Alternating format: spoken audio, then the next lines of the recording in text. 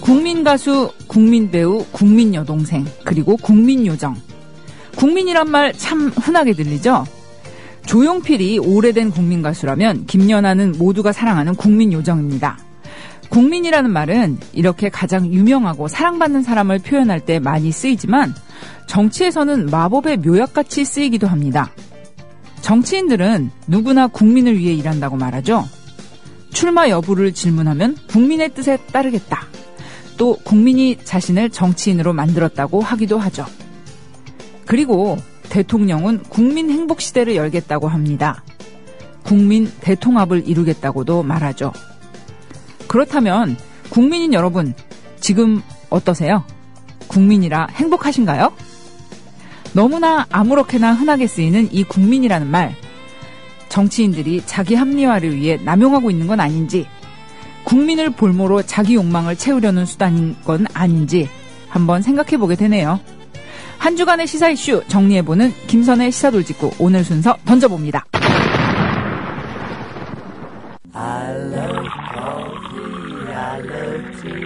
500원으로 즐기는 나만의 커피. 원두 쇼핑몰 헝그리 커피. 최정상급 로스터가 1년 이하 최고급 뉴크롭 생두를 로스팅해 즉시 배송해드립니다. 대량 구매 시 가격이 할인됩니다. 검색창에 헝그리 커피를 검색하세요. 헝그리커피.com. 헝그리 커피에서 원두를 구매하시는 분들께는 차량용 국민TV 스티커 2매를 함께 보내드린다. 이제 저는 뜻을 같이 하는 분들과 함께 자칭 국민과 함께하는 새정치추진위원회를 출범시키고자 합니다. 그동안 국민들께 약속드렸던 정치혁신 방안 가운데 국회의원의 특권 내려놓기에 대한 혁신안을 김영란법을 2월 국회에서 통과시켜서 부정부패 근절을 위한 공직자의 엄격한 윤리 규정을 국민이 일상생활에서 소망하는 정치는 인생정치요 생활정치입니다. 우리는 이러한 국민의 절실한 요구에 가치 있는 삶의 정치로 보답하고자 합니다. 너도 나도 새 정치? 지금 시작합니다. 그 표범이고 싶다. 네, 안녕하세요. 오늘 김선의 시사돌직구 메인 토크 순서로요. 오늘 정말 제가 모시고 싶은 분 또 모셨어요. 제가 이 방송 시작하면서 몇 분 모시고 싶은 분 이렇게 제가 적어놓은 게 있는데 그 중에서도 이제 상위 랭크에 딱 적어서 이제 별표 2개 딴딴 쳐놓으신 분들이 계십니다. 바로 오마이뉴스 소셜 미디어 에디터이신 손병광 기자님 오늘 모셨습니다. 기자님 안녕하세요. 안녕하세요. 새해 복 많이 받으십시오. 복 많이 받으세요. 이런 센스 있는 또. 늦었지만. 네, 약간 늦었지만 네, 새해 복 많이 받으세요. 기자님도 새해 복 많이 받으시고요. 네, 그래야죠. 오늘 이렇게 너무너무 추운 날에 우리 이 먼 곳까지 와주셔서 너무 감사하고요. 뭐 버스로 한 5정거장, 5정거장? 가깝네요? 네, 가깝습니다. 상암동까지니까. 그러시구나. 네. 상암동, 맞아. 오마이뉴스가 상암동에 있죠? 예. 네. 네, 소셜미디어 에디터 우리 손병광 기자님.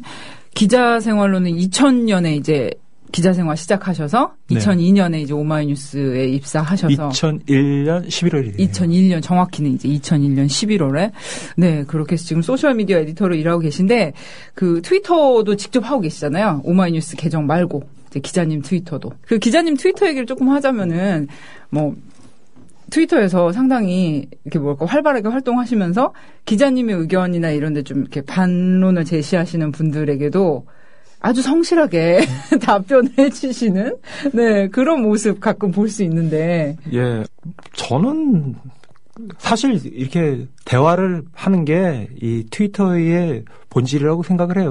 네. 그게 아니면은 다른 매스미디어들 일방향으로 이제 뿌리는 미디어들 있잖아요. 네. 그런 것들과 차이가 없지 않겠어요? 그렇게 그렇죠. 했는데 뭐.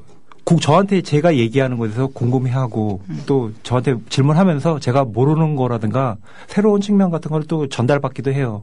그래서 그런 분들은 하는데 아예 응답을 안 하거나 네. 아예 뭐 말이 안 통하는 분들도 블록도 한 100명 정도는 했어요.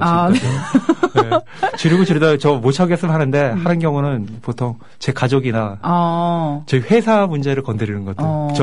저랑 회사를 연결짓는 거 있잖아요. 아하. 그런 거는 굉장히 제가 좀 곤혹스러워요. 사실 저도 오마이뉴스의 기자로서 저를 부르셨지만은 사실 뭐 회사의 상황에 대해서 대변인으로서 하는 건 아니거든요. 그렇죠. 개인적인 거. 근데 그런 거를 저한테 이제 요구를 하세요. 그러니까 익명이라는 점이 트위터는 그런 걸 가능하게 하는 것 같아요. 가면을 쓰고 마음대로 이제 뭔가를 할 수 있다는 그런 이 자기를 은닉할 수 있다는 그런 어떤 그런 편안함을 주는 것 같은데. 그렇죠. 거꾸로 저 같은 사람은 굉장히 불편하죠. 공개된 사람이니까. 그런 것도 있고 이거 틀림없이 내가 아는 누군가가 익명으로 접근하는 것 같다. 나에 대해서 뭐 그런 사람이 있는 것 같은데 뭔가 이렇게 너 누구지 이렇게 얘기할 수도 없고. 그래도 최대한 성실히 답해줘야 되는 또 그런 게 있죠. 그렇죠. 뭐 그런 여러 가지 뭐 있는데 뭐 일일이 뭐 다 얘기하긴 그렇고요. 기자로서 이런 SNS를 운영하는 고충 뭐 그런 거라고 할 수도 있겠네요. 네. 그러니까 모든 사람이 다 그럴 거예요. 그렇죠. 근데 이런 거에 대해서 일일이 분해를 해가지고 해부해가지고 설명을 드릴 수 없다는 게 좀 트위터의 좀 한계라고 해야 되나요? 그런 걸 좀 가끔 느껴요. 네. 그런데 사실 그렇게 트위터가 만약에 140자 이상으로 글자 수 공간이 늘어나서 설명을 할 수 있다고 치더라도 그렇게 비난하시는 분들은 또 안 읽어요. 왜냐하면 자기 입장에서 잘하시네요. 해석을 하기 때문에 자기 보고 싶은 것만 봐요. 역시 그런 것 같습니다. 많이 두시다 보니까. 네, 이제 약간 분위기 풀기 위해서 손병건 기자님 열심히 활동하시는 트위터 얘기 좀 나눠봤고요. 저희 오늘 이제 본격적인 주제로 들어가서 어제였죠. 김한길 대표가 내놓았던 혁신안, 정치 혁신안에 대해서 다양한 평가가 있어요. 새누리당은 과연 가능하겠느냐, 정략적인 그런 거 아니냐라고 하기도 하고, 안철수 의원의 새정추 쪽에서는 이게 또 안철수 효과 때문에 나온 혁신안이다. 이렇게 또 좋게 평가를 좋게 이제 자신들이 이제 이런 쪽에 이런 흐름에 기여했다는 쪽으로 얘기를 하기도 하고 또 이런 혁신안이 친노를 겨냥해서 어떤 그런 음모 아니냐 이렇게 말씀하시는 분도 있고 각자가 자기가 처한 입장에 따라서 이 김한길 대표가 내놓은 정치 혁신안에 대해서도 좀 의견이 분분한 것 같아요. 지켜보시는 기자로서 김한길의 정치 혁신안 어떻게 보시는지.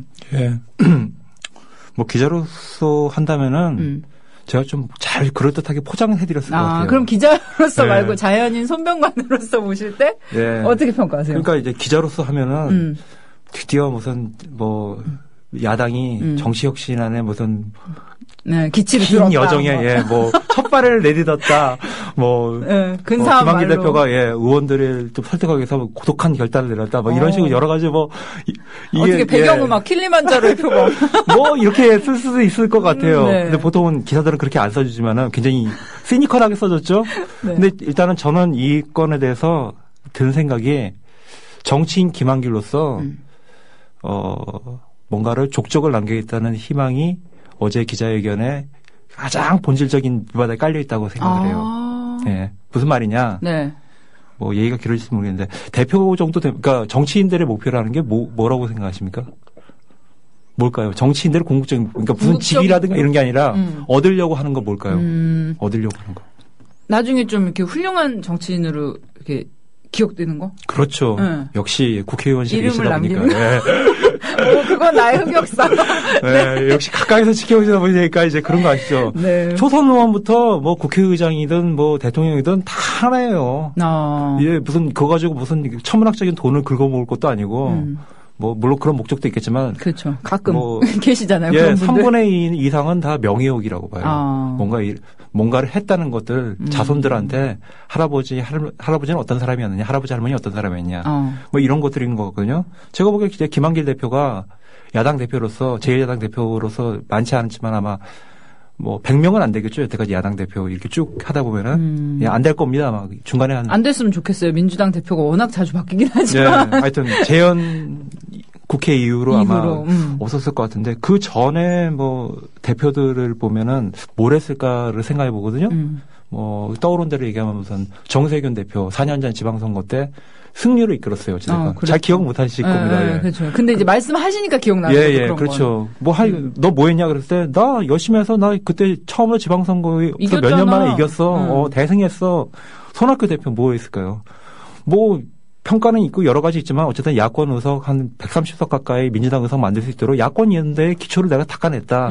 그런 것도 있거든요. 근데 이런 것도 없이 그냥 짧은 기간에 소리 소문 없이 사라지는 분들도 많아요. 그런 분들이 더 많죠. 예. 근데 김한길 대표, 이 김한길 대표의 정치를 특별한 게 작년에 당대표 경선에서 2등을 했다가 다 사퇴를 하자. 단일화를 위해서, 단일화를 잘하기 위해서 뭔가를 던지는 모습을 보여주기 위해서 그렇게 하다가 결국 어떤 동반 사태에 입건을 했었죠. 그렇죠. 그러고 나서, 그러니까 작년이고 재작년이군요. 네네. 작년 5월에 당대표 경선에서 했어요. 이게 2번 정도 도전하시는 분들은 굉장히 이 대표 자리를 해야겠다는 생각이 강한 거예요. 내가 해야 되겠다. 그렇죠. 더 궁극적으로 얘기하면은 이미 2년 전에 했을 때 무슨 수를 써서라도 내가 되긴 돼야 된다. 내가 해서 뭔가를 그 당시 아마 목표는 그거였습니다. 대선의 승리에 내가 사령탑 역할을 해야겠다. 그 꿈을 못 이뤘잖아요. 재작년에는 그러셨겠죠. 예, 그렇게 했는데 지금의 이제 과제는 이제 정치로서 과제는 전적은 지방선거 승리지만은 일단 본인의 이름이 남겨야 된다는 거예요. 그러니까 뭘까요? 제가 생각에 이거는 정치혁신이라는 거에 대해서 내가 뭔가 미끄러운 해가지고 이런 법안들을 상당 부분 여야합의로 만들어냈었다. 관철을 냈다. 이런 거일 거라고 생각하거든요. 아마 김한길 대표가 뭐 나중에 어디까지 하실지는 모르겠지만은 정치를 하면서 어떤 시기가 제일 기억에 남냐, 힘들었냐. 그럴 때 자기가 본인이 굉장히 치열하게 했던 시간을 아마 이 기간으로 아마 생각을 하지 않았을까 생각을 해요. 예. 물론 뜻대로 안 되면 좀 다른 얘기를 하실 수도 있겠지만. 이제 뭐든지 이제 결과가 나왔을 때 이제 과거에 대해서 이제 본인이 나름대로 이제 각색을 하게 되는 건 사람 다 그렇잖아요. 예. 근데 하여튼 어제만 놓고 보면 이 김한길 대표가 왜 지금 상황에서 기자회견까지 해가지고 뭐 이런 거를 했을까 이 시기에 제가 일단 봤을 때는 이제 정치인으로서 뭔가를 아끼고 싶어 하시는 그런 것들이 여러 가지 어떤 당내의 논란 속에도 불구하고 이런 걸 하셨다고 생각을 합니다. 그러니까 어제 이제 기자회견을 할 때에도 보면은 이제 현장에 있었던 기자들 얘기를 들으면은 뭐 그냥 그 자체로 건조하게 받아들이는 뭐 민주당 정치 혁신은 한데 이렇게 건조하게 받아들이는 분도 계셨는데 상당히 많은 분들이 아니 지금 이 시점에 왜?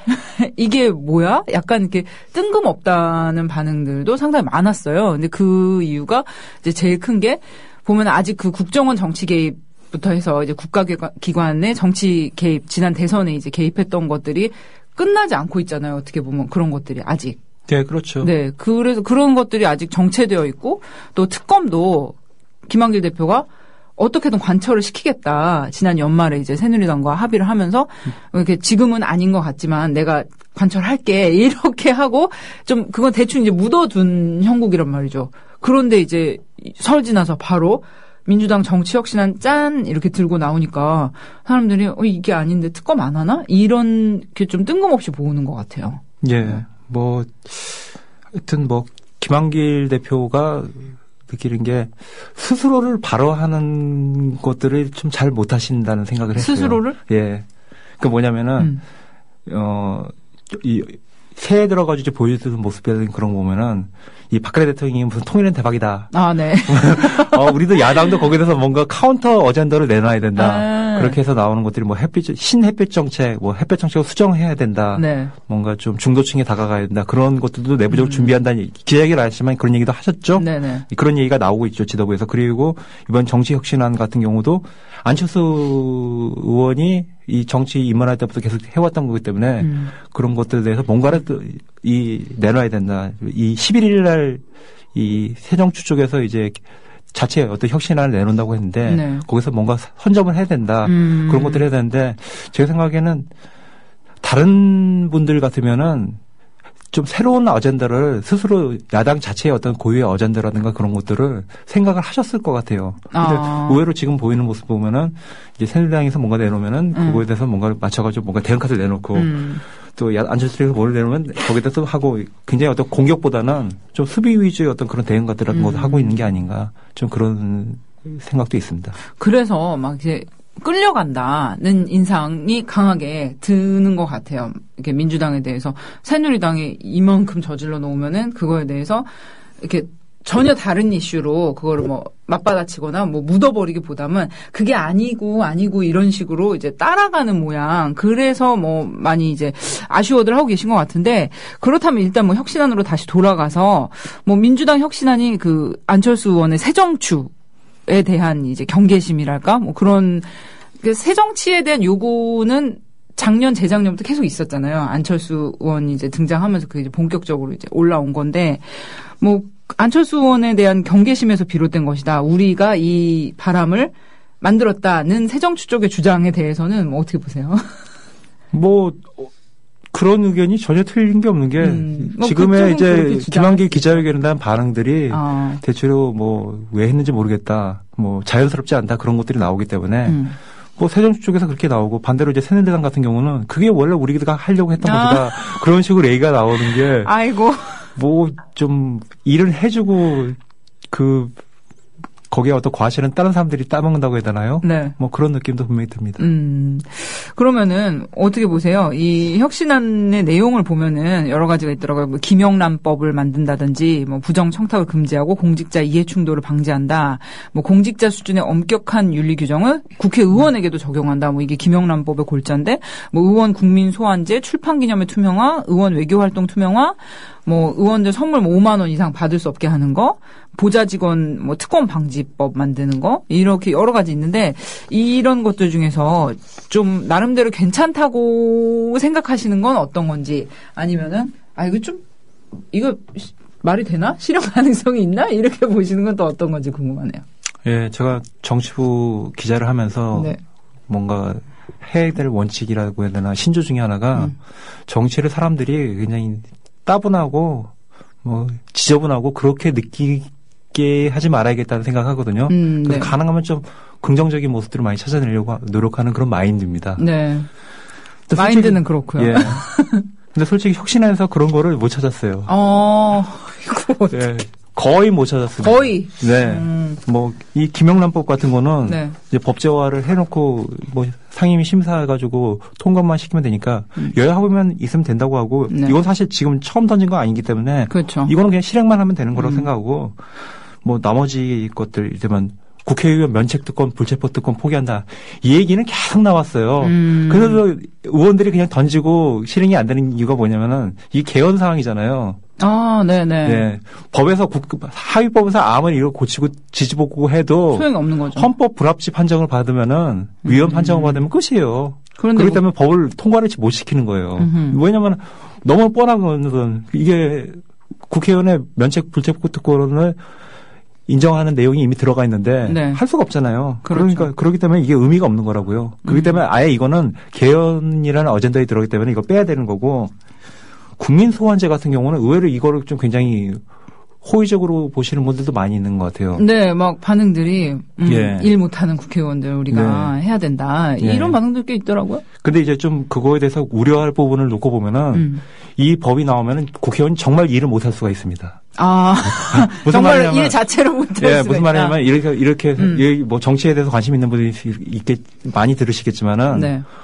이 딱 정치인 하면은 뭐 자기 좋아하는 정치인도 있지만은 싫어하는 정치인들이 있을 때 이 국민 소환제 있으면 야 이 자식 좀 골탕 먹이기 좋겠다. 지역구에서 막 한번 이렇게 낙선운동 비슷하게 막 이런 식으로 해가지고 하고 그러면은 얘가 막 움츠려다가지고 말도 제대로 못하고 또 이거 뭐 또 조직이 움직이는 거니까 국회의원도 또 조직이 움직여가지고 또 이거를 소환제를 실현 못하도록 또는 소환제 투표를 할 경우 반대표가 많이 나오더라고 계속 무슨 운동을 해야 될 거 아니에요? 아이고. 그죠? 그런 상황이 되는 게 어떤 국민들에게 유권자들에게 여야 모두에게 공적이 되는 의원일 경우에는 그게 하나의 효과가 있을 수 있다고 봐요. 어떤 의정활동 좀 무력화시키는 것들이에요. 근데 누가 반대로, 봐도 아닌 사람은. 예. 근데 이제 반대로 초선인데 이 양반 좀 똘똘해요. 예, 잘하는 것 같아요. 근데 이렇게 지역에서 아슬아슬하게 국회의원이 됐어요. 네. 근데 그 사람이 보기에 반대파가 보기에 뭔가 좀 고깝다. 이 자식 나중에 크면은 우리를 위협하겠는데 그렇게 되면은 발언 하나 뭐 그런 거 가지고 품위 유지 위반이다. 뭐 이런 걸 걸어가지고 국민 소환 요건을 굉장히 완화해가지고 아마 법안이 통과될 건데 그럴 경우에. 그 지역구 활동하느라고 이 사람은 아무것도 못하는 거예요. 그 기간 동안에. 그 상황이 종료될 때까지.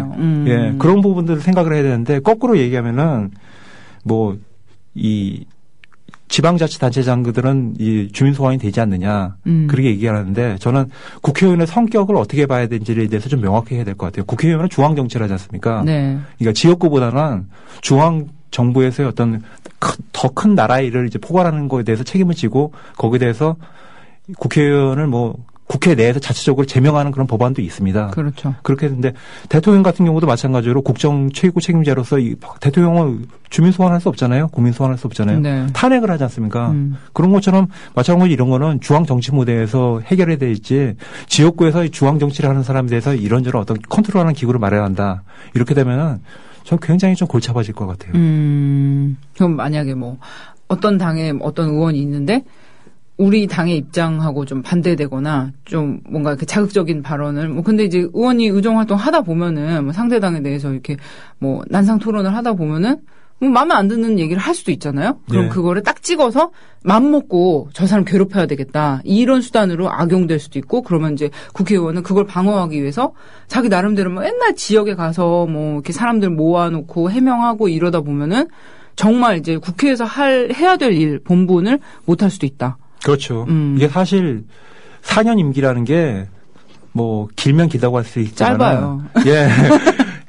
예, 옆에서 보셨으니까 아시겠죠. 짧아요. 짧아요. 예, 그렇게 하는 상황에서 이런 거 예. 국회의원들이 그런 얘기가 있더라고요. 이렇게 1년이 지나면은 의원 회관하고 이제 국회 질의를 대충 알게 된다고 하더라고요. 그 2년쯤 되면은 아, 어떤 일을 해야 되는구나 이걸 알고 3년쯤 되면 이제 일을 시작해 볼까? 이러는데 4년이 돼서 임기가 끝난대요. 예, 그런다고 하더라고요. 이게 짧다면 예. 짧은 기간. 그렇죠. 그렇게 하면은 사실 뭐 4년 동안에 한 4년마다 여기에 대해서 책임을 묻고 당선 낙선시키는 지금의 제도라는 게 이 한국 분들의 어떤 좀 약간 조급한 심성하고는 안 맞을 수 있겠지만 그런 식으로 하면 나라 자체가 대통령 중심제가 아니라 내각제로 가야죠. 그때 일본처럼 바로 그냥 총리 결의로 네, 조기 총선하고 그런데 그런 식으로 한다고 해서 또 정치가 좋아질까요? 저는 좀 그 의문이라는 생각이 듭니다. 의문입니다. 예. 그 많은 분들이 즉각적으로 뭔가 이렇게 제도적이나 어떤 인식의 개선은 사실 굉장히 느리잖아요. 느리게 이제 흘러가잖아요. 변화가 없는 것처럼 보이잖아요. 그런데 당장 눈앞에서 이렇게 사람 싹싹 바뀌고 뭔가 이렇게 확 돈 자르고 이러면은 바뀌는 것 같이 보여요. 느낌상. 예. 네. 그런 걸 좀 바라시는 그런 정서가 이런 이 국회의원 국민소환제의 좀 긍정적인 반응으로 나타나는 것 같아요. 예. 네, 그런 느낌이 들더라고요.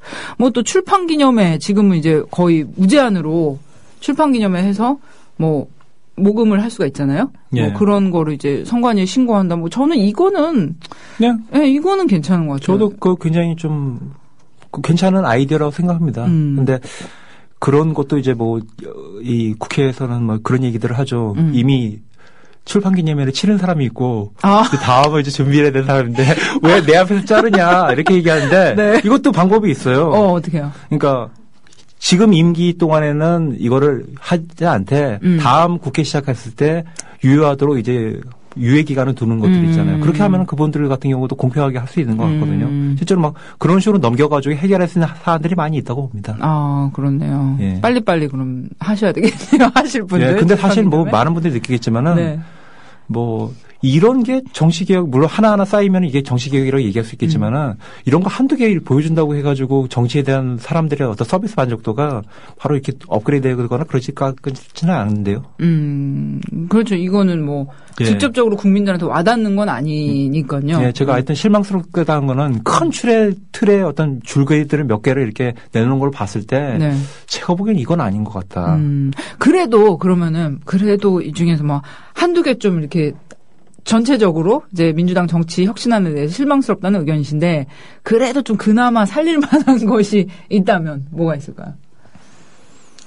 그 답을 자꾸 유도를 하시는 것 같아요. 아니요. 뭐 그래도 그나마 아니 지금 이게 거의 10개 넘게 나왔는데 단 하나도 살릴 게 없으면은 우리 네. 김한길 대표 아니 처음에 말씀드린 것처럼 김영란법 같은 거는 예, 법으로 아무리 이렇게 무슨 선언을 하고 그런 것보다도 법으로 하는 게 제일 유효할 것 같은데 이를테면은 뭐 저는 그것도 의미가 있다고 봐요. 그러니까 부정부패로 인해서 이 재보궐선거 사유가 생겼을 때 네. 그 선거 자금을 당사자가 지운다는 것, 그러니까 법으로 이제 판결을 했을 때. 네. 근데 이런 것 같은 경우는 지금 아직 아이디어 상황 단계이기 때문에 바로 어떤 2월에 법제화하거나 그러기가 쉽지는 않을 것 같군요. 저는 이제 당장 사람들한테 뭔가를 보여줄 거를 따지면은 김현호 후보 같은 거는 빨리 야외 합의로 좀 통과를 시키는 게 맞지 않나 생각합니다.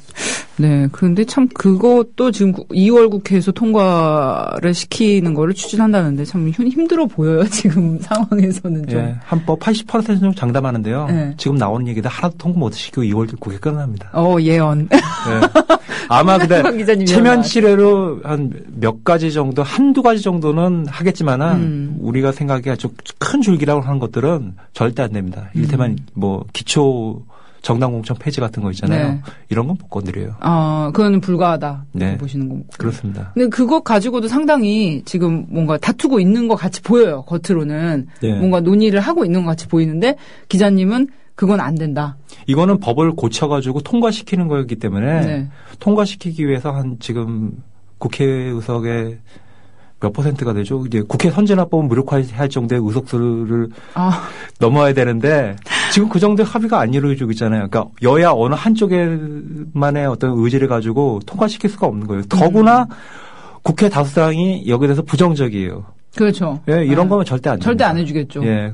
안 해도 새누리당 같은 경우는 표에 지장이 없습니다. 상관이 없거든요. 네. 지지층의 특성이 사실상 그런 거에 대해서 크게 관심이 있는 분보다는 네. 뭐 좀 민생이라든가 이런 것들에서 많이 관심이 있는 분들이 주로 지지를 하시기 때문에 이런 분들의 의견을 여러 가지 감안하면은 새누리당이 그렇게 적극적으로 안 할 겁니다. 그렇죠. 해줄 이유가 사실 별로 없죠. 그게 뭐 표하고 연결이 된다면야 뭐 네. 어떻게 뭐 여러 가지 정치적 공학적인 계산을 해가지고 이렇게 결론을 내린 것일 텐데 네. 그런 걸 봐오더라도 안 합니다. 안 합니다. 네. 네. 아니 근데 지금 막 언론이나 이런 데서는 이 지방선거 전에 이 지역 공천제가 그 정당 공천제가 폐지되느냐 안 되느냐 이것이 굉장한 어떤 관건인 것처럼 언론에서는 그렇게 다루고들 계신데 뭐 그런 헛물 켜는 거네요. 사실 이 돌아가는 상황을 보면. 그런 식으로 이렇게 막 기사들이 나오고 여러 가지 얘기 나오는 거에서 휩쓸려 가면 안 되죠. 지금 뭐 아마 지금 기초단체장들 같은 경우는 다 정당 공천을 유지하는 상태에서 선거를 치를 것을 가지고 아마 레이스들 다 준비하고 있을걸요. 이미 마음 다 정하고. 예. 네. 그러면서도 이제 또 뭐 기자들을 만나면은 이거 걱정되네. 막 이런 식으로 얘기를 하고. 엄살! 네, 기자들은 또 그렇게 해야지 이걸 가지고 뭔가 지면을 채울 수 있기 때문에 기사가 나가는데 절대 이런 어떤 선동적인 그런 언론의 어떤 플레이에 현혹되시면 안 됩니다. 네. 아이, 참, 그렇다. 아니, 지금 언론들에서, 이렇게 뉴스에서도, 공중파 뉴스에서도 정치 나오고, 뭐, 경제사회 나오면은, 정치 소식은 이제, 뭐, 신당이라든지 이런 거 나오고, 꼭 이제 기초선거, 정당공천제 폐지 여부가 이제 지방선거의 분수령이 될 것이다. 이러는데, 그거 뭐 다 소용없는 말이라는 거. 네. 언론 입장에서는 맨날 정치판 개싸움 하는 건 보실 수 없잖아요. 뭔가 그럴듯한 아젠다를 가지고, 뭔가 건설적인 아젠다를 가지고 싸운다는 그런 모습도 보여줘야 되는데, 그것이 무산되더라도 언론이 책임질 필요는 없거든요. 왜냐면 무산됐다 그러면은 역시 정치권은 이렇습니다, 여러분. 이러면서 언론이 이렇게 싹 피해갈 수 있거든요. 유체이탈을 할 수가 있어요. 같이 어떡해. 그런 곳에서 이거를 띄워놓고 언론은 빠져나갈 수 있는 길이 있기 때문에 정치권의 모든 걸 책임지고. 우리는 보도했을 뿐이야. 그렇죠. 이제 기사로서 이렇게 우리는 이만큼 노력을 했습니다. 정치 혁신을 해야 된다는 캠페인을 한 겁니다. 여러분 이렇게 하고 빠져나갔는데 저는 제가 보기엔 그러니까 국민이 아니죠. 독자들에게 약간 좀 헛물 켜는 꿈을 안겨주는 부분도 있지 않나 생각해요. 그렇죠. 네, 저는 좀 진실을 얘기해야 된다고 봐요. 네. 이런 기사 과감히 킬. 과감히 킬. 그러니까 송 기자님이 데스크라면 이름 왜 써 이런 거 과감히 킬. 아니 뭐 그런 건 아니고요. 아니지만은 항상 기사에 대해서 뭐 큰 기대 마십시오. 네. 이런 거는 계속 메시지를 분명히 드려야 될 것 같아요. 논의는 하고 있지만 뭐 예. 크게 기대는 마세요. 그렇죠. 이렇게 예. 정확한 메시지. 그게 진실일 것 같아요. 참. 예. 당위와 현실은 다르지 않습니까? 그렇죠. 예. 네. 민주당 의총에서 어제 그 혁신안에 대한 지지 결의문 채택이 무산됐어요. 안 받은 거죠. 민주당 의원들조차도. 네. 그런데 이제 개파에 따라서 뭐 민주당에 뭐 어떤 분들은 뭐 개파 같은 것은 없다 이렇게 말하고 있지만 겉으로 봤을 때 저희가 볼 때 분명히 어떻게 갈라지는 부분들이 있잖아요. 민주당 의원들 안에서도. 어떻습니까? 그 민주당 의원들 전체적인 기류랄까 뭐 그럼 어떻게 보세요?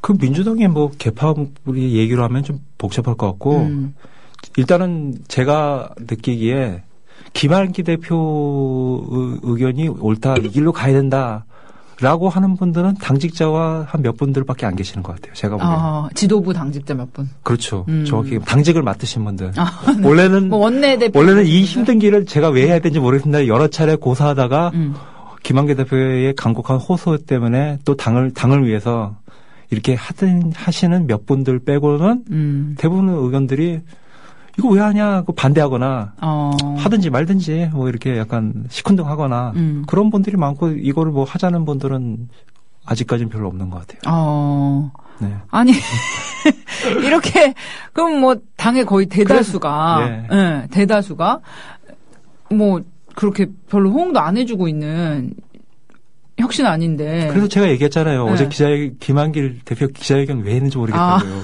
그러니까 기자회견이란 거 왜 했냐가 아니라 네. 왜 기자회견이라는 거 먼저 했느냐. 굳이. 네. 뭔가 의총에서 통과라도. 그죠. 이제 민주적인 정당이라면은 네. 먼저 어떤 아이디어를 내고 의원총회에서 그렇게 하고 이런 결과가 나왔습니다. 이거 우리 당은 추진할 것입니다. 네. 이런 거를 원내대변이나 이게 중요한 상황은 대표가 직접 발표를 하든가 이런 식으로 가는 게 정상적이 아니겠어요? 그렇죠. 근데 의원들이 어떻게 할지 모르는데 대표가 일단 질러요. 네, 멋있게 기자회견 반응을 봐요. 네. 반응을 봐도 여론에 별로 지원이 없어요. 네. 당연히 의원총회 가면 깨지죠. 이런 걸 왜 했냐는 거예요. 그러게요. 왜 하셨을까요? 네. 네, 김한길 대표님 전화 연결이라도 한번 해볼까요? 네. 네. 저는 김 대표님한테 굉장히 박한 흥거하지만은 이런 데서 김 대표님의 어떤 정치적인 퍼포먼스 역량이라고 하잖아요. 이런 것들이 좀 드러나는 게 아닌가. 근데 이게 사실 따지면 김한길 대표님만 비난스러운 게 구조적으로 그렇게 돼 있어요. 구조적으로. 예, 대표 자체가 비주류이기 때문에. 네. 네. 그렇네요. 예, 저는 뭐 사실 정리해서 얘기하지는 않았지만은 지금의 상황을 한 1992년도에 이 민주당의 대선 패배로 DJ가 정계를 잠시 은퇴한 이후에 이기택 씨가 당대표 했을 때 그런 상황이라고 생각하거든요. 비주류 당대표가. 예, 왜 어떻게 비주류가 당대표가 될 수 있냐 얘기했는데 당대표가 될 수 있습니다. 네. 지금과 같은 이런 특수한 상황에서는. 그렇죠. 상황이 이렇게 돌아가면. 예. 그런 상황에서 할 때는 대표가 힘이 없는 거예요. 예. 뭐 대표 뭐가 있습니까? 무슨 공천권을 행사할 수 있는 위치도 아니고 임기도 뭐 내년 5월이면 끝나고 그렇죠. 그리고 또 지방선거에서 공천을 하려고 했는데 야당 같은 경우 굳은자가 많아요. 굳은자가. 왜냐하면 2010년대 워낙 대승을 했기 때문에 현역을 어떤 물갈이를 하거나 그럴 수 있는 여지가 굉장히 저들죠. 지금 광역단체장 중에 자진 사퇴하시는 그런 분들 빼고 그런 분들 빼고 지금 뭐 교체할 수 있는 분이 있어요? 대표 힘으로 지도부의 어떤 정권으로 안 된다고요. 그런 상황에서 대표 말을 누가 듣습니까? 그러니까 그 대표가 밉고 좋고 떠나가지고 힘이 없는 거잖아요. 네. 예, 그런 상황에서 아무것도 못하죠. 아무것도 못한다니까 너무 박하지만은 할 수 있는 게 정말 제한돼 있죠. 정말 입지가 좁다. 네. 그 정도로 정리를 할 수 있겠습니다. 네, 오늘 잠시 쉬어가는 시간 2부에서 다시 돌아오도록 하겠습니다. 가장 이슈가 됐던 인물 그리고 가장 악평을 받은 인물을 선정합니다. 업앤다운. 이번 주 시사 이슈에서 가장 뜬 사람은 아니네요. 바로 지지 않는 꽃입니다. 프랑스의 서남부 작은 도시 앙굴렘이 요즘 우리 뉴스에 많이 오르내리고 있네요. 앙굴렘은 바로 만화축제로 유명한 도시죠. 지금 그 앙굴렘에서 세계 최고의 만화 전시회인 앙굴렘 국제만화 페스티벌이 열리고 있답니다. 프랑크푸르트가 도서전으로 유명하다면 앙굴렘은 바로 이 만화축제로 유명한데요. 지금 앙굴렘 만화 페스티벌에서 우리나라 일본군 위안부 피해자 할머니들을 주제로 한 특별 기획 전시회가 열리고 있습니다. 그 기획전의 제목이 바로 지지 않는 꽃인데요. 이 전시회를 두고 일본은 아주 신경질적인 반응을 보내고 있습니다. 지난달 29일에 파리에서 열리기로 했던 기자 설명회가 일본 측의 방해로 중단된 데 이어서 이 전시회를 주최한 프랑스인 에디터를 협박하는 등 일본은 참 여러 가지로 이 전시를 방해하고 있는데요. 하지만 앙굴렘에 방문한 관람객들은 많은 관심을 보이고 있다고 합니다. 첫날 지지 않는 꽃 전시회에 3,200명이 입장한 데 이어서 나흘 동안 총 2만 명에 가까운 관객들이 몰려들어서 전시장이 아주 성황을 이루었다고 하네요. 지지 않는 꽃, 영어 제목은 The Evidence라고 합니다. 바로 증거, I am the evidence인데요. 온몸으로 증언하는 우리 할머니들의 목소리, 아무리 방해를 해도 진실과 역사를 알리고자 하는 그 목소리는 막을 수는 없네요. 이번 주 시사 이슈에서 진 사람, 정말 가장 많이 논란을 일으켰던 사람은 바로 윤진숙 해양수산부 장관입니다. 여수 해안의 기름 유출 사고 엄청나죠. 정부가 처음 발표한 것보다 피해 규모가 많이 심각하다고 하네요. 해안은 물론 연안까지 넓게 퍼진 기름띠에 어민들의 생활터전이 말 그대로 초토화되어 가고 있다고 합니다. 이럴 때 주민들이 그래도 우선 의지할 곳은 역시 정부고요. 관계 당국인 해양수산부일 텐데요. 윤진숙 장관은 여수 해양오염 사태를 보고받은 지 26시간 만에 여수를 방문해서 현장을 둘러봤다고 합니다. 뒤늦게 피해 현장을 찾은 데 대해 한 발 늦었다는 비판을 받을 만도 한데 현장을 방문한 당시에 윤 장관은 코를 틀어막고 얼굴을 찌푸리며 심각하지 않은 것으로 생각했는데 이렇게 발언해서 피해 주민들을 아연실색하게 했답니다. 야당과 시민들은 물론 여당 내에서도 이런 장관의 행동이 경솔했다는 비판이 빗발치고 있는데요. 윤 장관은 어제 JTBC 뉴스9에 출연해서 독감 때문에 입을 막은 것이다 이렇게 해명했는데요. 오호, 과연? 그닥 설득력 있게 들리진 않아요. 카드 정보 유출 책임지라는 국민의 요구를 어리석은 사람들이라며 치부해버렸던 현호석 장관. 그리고 여수 기름 누출 현장에서 냄새 난다며 코를 막고 남일 보듯이 발언했던 윤진숙 장관님까지 세상 물정 모르고 눈치코치 없는 장관님들 말실수가 국민 마음에 생채기를 내고 있네요.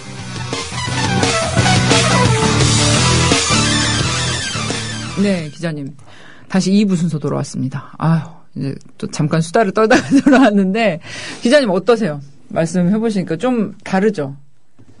좀 저희가 좀 가볍지 않습니까? 다른 이렇게 시사 프로 종편이나 이렇게 텔레비전이나 나가셨을 때보다 좀 이렇게 헐렁하죠, 저희가?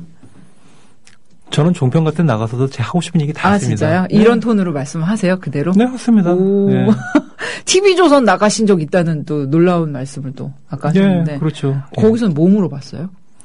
그때 국정원 댓글 사건 초기고 또 무슨 정미용 전 아나운서가 이제 박원순 시장과 이재명 성남시장에 대해서 무슨 종북단체장 이렇게 했는데 방송 나가지고 이거 법적으로 가면은 이게 깨질 거 뻔하니까 그냥 구두로 사과하시고 물러나시는 게 좋을 겁니다. 제 말대로 안 들어가지 지금. 안 예언이 이루어졌어요. 네, 저 그런 얘기 다 했어요. 그분에게 정치적으로 그런 거 떠나가지고 최대 어떤 도움이 될 수 있는 거에 대해서 제가 일단 어떤 귀속감을 가지는 어떤 정치단이 없기 때문에 제가 이 정치단이 이익을 극대화하겠다는 걸 느끼는 그런 분들이 없기 때문에 그런 거를 빼놓고 자유롭게 얘기할 수 있어요. 그런 부분에 대해 얘기를. 어드바이스를 해주신 거네요. 네, 그렇게 했죠. 궁극적으로 제 생각이 이제 보수와 진보의 대화합이니까. 대화합. 국민 대통합이네요. 그렇죠. 예. 통합이란 말은 좀 약간 좀 그런데 통합은 이루어질 수 없죠. 그렇죠. 그 불가능하죠. 예. 어떻게 국민을 통합해요? 그렇죠. 안 되죠. 예. 예. 그런데 이제 우리 대통령님께서는 네. 국민 대통합하겠다, 국민 행복시대 열겠다 그러시는데. 예, 아직 유신 시절의 영예 때의 마인드가 아주 많이 깃들어지는 분이기 때문에. 정말 가능하다고 생각하실지도 몰라요. 그분께서는. 국민을 어떤 하나의 이런 사고 체계, 무슨 공통적인 동질성 이런 걸로 묶는 게 된다고 생각하실지도 모르겠어요. 글쎄요. 저 어려운 질문이네요. 그분의 마음을 어찌 알겠어요, 저희가. 네. 아무튼 그 정치 개혁 얘기를 잠깐 해보면 민주당이 이제 정치 혁신안 내놓으면서 김한길 대표가 개인적으로 어떤 업적을 남기고 싶어하는 것이든 또 민주당이 이제 야권의 장자로서 어떤 정치 개혁의 기치를 걸겠다 이런 것이든 간에 아무튼 정치 개혁에 대해서 이제 민주당도 어떤 안을 내놓은 셈인데. 정치 개혁에 대한 요구는 사실 항상 있어 왔던 것 같아요. 새정치라는 말이 굉장히 요즘 들어서 많이 회자가 되고는 있지만 그런 요구 자체는 늘 있어 왔잖아요. 그런데 이 정치 옛날 정치 우리 한국 정치의 정치 개혁 요구, 새정치에 대한 요구와 또 현재 상황은 조금 다른 것 같아요. 이런 거를 어떻게 좀 뭐 구별해서 보신다면 옛날에 뭐 DJ와 YS가 있을 때의 그런 요구되었던 새 정치들 뭐 그때 DJ 뭐 김대중 대통령께서도 뭐 새 정치에 대한 얘기를 하셨지 않습니까? 그런 거랑 지금의 상황 어떻게 다르다고 보세요? 뭐 97년도에 수평적 정권 교체가 있기 전까지 우리 정치에서는 뭐 특별하게 새 정치라는 얘기가 나올 수가 없고 정치 자체의 어떤 과제 자체가 이 민주주의 기제가 좀 정상적으로 작동할 수 있도록 하는 것들 그런 것들이 최우선적인 과제였었거든요. 네. 한마디로 뭐 반독재 투쟁이죠. 민주화 투쟁. 네. 그런 것들인데 이제 새로운 것들 이제 정치 자체의 어떤 정화라는 걸 얘기를 해야 되는데 사실 좀 그런 것들은 점진적으로 이루어져 왔습니다. 네. 이제 한 87년 대통령 직선제 기원부터 97년까지 한 10년 동안에 그런 것들이 조금씩 점진적으로 이루어지고 97년 이후에도 또 이루어진 부분들이 있다고 봐요. 네. 그리고 여러 가지 실험들이 있었죠. 일단 뭐 지구당제도를 뭐 폐지한다든가 뭐 그런 여러 가지 지방자치제를 부활한다든가 그런 것들이 있었는데 저는 사실 그런 것보다도 요즘 들어 생각은 이 어떤 민주주의 기제를 정상적으로 작동하기 위해서 그동안 싸워왔는데 그거 자체가 좀 허물어지고 그런다면은 그게 무슨 의미가 있을까 그런 생각을 해요. 아무리 뭐 정치 자체를 깨끗하게 하고 뭐 어떻게 하고 그렇게 하지만은 이거 이를테면 저는 딱 찔러가지고 선거제도 자체가 네. 이 민의를 제대로 대변하지 못하는 식으로 작동하게 한다면은 그렇다면은 그런 상황에서 어떤 새 정치라는 게 도대체 무슨 의미가 있을까요? 그러니까 이 얘기에서 이제 국가기관 대선 개입 사건에 대한 그런 얘기인데 네. 저는 사실 이거는 이 나중에라도 굉장히 좀 중요한 사건으로 사람들이 좀 평가를 할 것 같아요. 이 학계라든가 그런 데서도 그렇고. 그렇죠. 예. 사실 그러니까 뭐 저는 그렇게 얘기를 하고 싶어요. 암에 걸렸는데 기침한다고 기침약 먹어서 해결되는 게 아니잖아요. 근데 민주주의 이런 뭐 투표권이나 이런 것들이 국민의 민의를 대변하는 뭐 이런 제도들이 정상적으로 작동할 수 없는 상황에 지금 이제 정치가 빠져 있는데 그런 것을 근본적으로 해결하지 않고 뭐 국회나 뭐 정당 안에서만 뭐 우리끼리 뭐 특권 폐지하자 뭐 어떻게 잘 하자 5만 원짜리 선물 받지 말자 이런 것들은 어떻게 보면 큰 대세를 움직일 수는 없는 좀 자잘한 문제들인 것 같아요. 예. 뭐 사실 뭐 지금 얘기하는 국회의원들 특권이라든가 뭐 그런 얘기들 하는데 어떻게 보면 이제 국회의원들이 일을 좀 제대로 할 수 있게 하기 위해 가지고 좀 풀어준 부분들 같은 것도 부분이 있는 거거든요. 이제 보좌관들이라든가 그런 사람들 좀 여러 명 둘 수 있다는 것들이 네. 이제 정부 부처를 상대로 해서 국회의원이 뭔가를 감시를 하고 그러려면은 그만큼 어떤 전문성이 있는 인력들을 확보를 해야 된다는 그런 욕구 때문에 네. 그런 것들이 용인이 된 부분들이 있었단 말이에요. 근데 그런 거 없이 어떤 국회의 어떤 권한 같은 거를 좀 축소를 한다. 그렇게 하면 사실 국회의원들이 무슨 경조 뭐라고 해야 되나 유류비라든가 그런 걸 해가지고 축제를 할 수 있는 거는 그런 것들이 뭐 얼마나 되겠어요. 가끔 근데, 그런 분들도 있긴 근데 있어요. 근데 사실 이런 것들이 이런 것들을 좀 극대화해가지고 최악의 어떤 상황이 되냐면은 만약에 국회의원은 이제 무보수로 이렇게 네. 한다. 많은 분들이 네. 그런 모델을 이렇게 좋다고 보시잖아요. 예. 뭐 스웨덴이라든지 뭐 이런 쪽 얘기를 많이 하시면서. 그렇죠. 이제 북유럽 같은 경우는 뭐 그런 나라들도 있다고 했는데 우리나라의 풍토에서 그렇게 하면은 정치는 이제 결국 돈 있는 사람들만 하게 되는 거죠.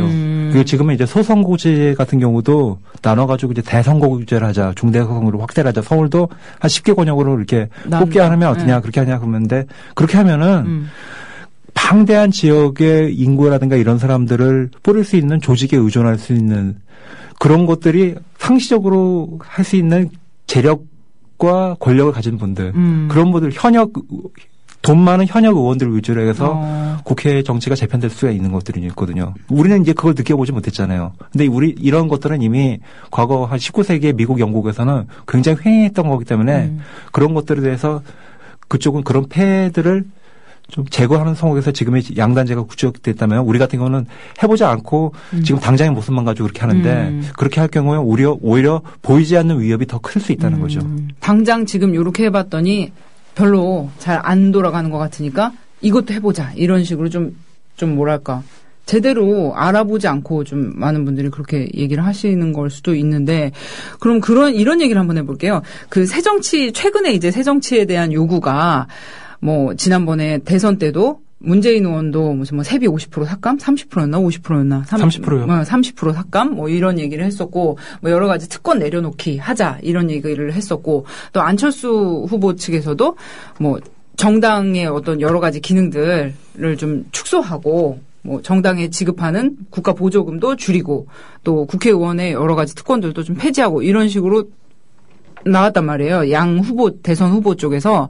그런데 이제 저는 좀 궁금한 게, 그러니까 정치가 잘 굴러가지 않는 것 같은 거는 맞아요. 잘 했으면 좋겠어요, 국회의원들이. 그런데 그게 뭐 정당 보조금 줄이고 국회의원들한테 뭐 특권이라고 제공되는 여러 가지 것들을 없앤다고 해서 잘 될 것인가. 그거에는 저는 살짝 의문이 있는데 기자님은 어떻게 보세요? 네, 마찬가지예요. 예. 근데 그런 것들이 정치를 바라보는 많은 시민들한테 굉장히 매력적으로 보였단 말이죠. 예. 괜찮다. 그래. 뭐 일도 잘 못하는데 돈 주지 마. 뭐 이런 여러 가지 줄여버려. 그러면서 그때 많이 이제 트위터나 이런 SNS에 돌았던 게 국회의원들이 막 몇 가지의 특권을 가지고 있다. 이러면서 뭐 KTX도 뭐 어떻게 타고 뭐 비행기도 어떻게 타고 뭐 보좌 직원들 뭐 몇 명 9명까지 들 수 있는데 뭐가 어떻고 이러면서 국회의원들이 뭐 어마어마하게 이런 뭐 특권을 향유하고 있는 것처럼 이렇게 보여졌는데 그런 것들이 사실은 진정한 정치 개혁이라기보다는 그냥 막연한 혐오. 그 막연한 혐오에서 비롯된 것이고 좀 이렇게 정말 어떤 문제를 해결하는 그런 대안은 아니지 않나 그런 생각이 들었거든요. 예. 예. 지금 뭐 제가 뭐 특정 정치 세력을 대해서도 비판적인 의견을 내게 되는 상황이 됐는데 지금 뭐 새정치를 하면서 국회의원 특권 내려놓기라든가 그런 것들을 계속 주장했던 분들이 있잖아요. 네. 안철수 의원 같은 분이 뭐 발표하지 말고요. 본인이 직접 그런 의정 모습을 보여주면은 그게 새정치가 되는 겁니다. 아. 본인 지금 국회의원이잖아요. 네, 보좌관 비서관도 다 자르고 네. 최소 1년만 가지고 이렇게 하고 뭐 유료 할증료 뭐 이런 것도 받지 않고 해외 뭐 외유는 아직 안 가셨겠지만은 네. 상임위 보건복지니까 나중에 가실 수 있겠죠. 다 자비로 가고 돈 많으시잖아요. 그렇게 한 걸 보여주고 야 이거 흡족하겠다 이렇게 하면 사람들이 국회에서도 다른 의원들이 안 따라가지 않을 수가 없을 거예요. 근데 거꾸로 실제로 들어가는 모습들은 이 오히려 새정치라는 모습이 기존 정치에 이 빨려 들어가죠. 이 대표적인 예가 반값 선거운동. 아, 네, 있었죠. 네, 맞아요. 대선 때 선거운동을 한번 반값으로 법정 선거 비용의 반값으로 치러낼 수 있는 뭔가 모습을 보여주자. 그렇게 얘기했잖아요. 네, 그렇죠. 안철수 의원이 대선 때는 실제로 그거 할 기회가 없었잖아요. 아, 네. 드랍하셔가지고. 네, 그런데 다음에 작년 4월 국회 노원병 재보선에서는 그걸 할 수 있는 기회가 있었잖아요. 하셨나요? 했다는 기사를 본 적이 없습니다. 했다면 이거 기사감이죠. 안 하셨을 거예요. 아, 궁금하네. 약간. 네. 하셨나? 우리 다음 주에 한번 모셔볼까요? 네. 네, 안 하셨을 거라고요. 네. 그러면은 본인은 그렇게 뭐 대선 때는 그런 새정치의 어떤 하나의 방법으로서 반값 선거를 하겠다. 네. 선거 비용을 대폭 줄이겠다. 이렇게 했는데 막상 해보니까 현실 정치의 벽에 부딪히셨던 걸까요? 그게 이제 현실적으로 불가능했던 걸까요? 저는 사실 이게 새정치라는 화두가 이 새정치를 해야 된다는 것을 계속 얘기하시는 분들 때문에 이게 어젠다가 된 부분이 있는데 그분들이 좀 솔직하셨으면 좋겠어요. 정치를 오래 했던 사람들이 있고 네. 뭐 정치를 이제 앞으로 국회에 들어온 지 한 1년이 좀 안 되는 이제 5월 달이 되면 이제 1년이 되겠죠. 그러면 됐을 건데 보통 그때쯤 해가지고 해보니까 어떻더라. 밖에서 본 정치와 지금의 정치가 다르더라. 실제 또 보면 민주당도 그래요. 민주당의 이제 많은 초선 의원들이 분명히 이제 국회 들어오기 전에는 정치 정말 개판이네. 뭐 내가 가서 바꿔봐야지. 내가 가면은 내가 진짜 니들보다는 더 어떻게 하겠다. 아마 그런 거 아마 신문 보고 방송 보고 막 욕하시던 분들이 아마 다 들어가셔가지고 내가 뭔가 다른 거 보여줄게 했을 거예요. 근데 실제로 보면은 그렇게 못 하셨잖아요. 본인이 밖에서 했던 것과 실제로 해보니까 다른 이 생각과 현실의 괴리가 있을 거란 말이에요. 그렇죠. 근데 그런 것들에 대해서 좀 저는 연세 인터뷰라도 좀 이런 것에 대해서 한번 얘기를 들어봤으면 좋겠어요. 정말 새정치를 한다면은. 네. 그분들이 한번 얘기를 해보고. 모셔서. 모셔서 뭐 얘기를 하든지 어떻게 하든지 아마 구구절절 하고 싶은 얘기들이 많았을 거예요. 사실은 말이야.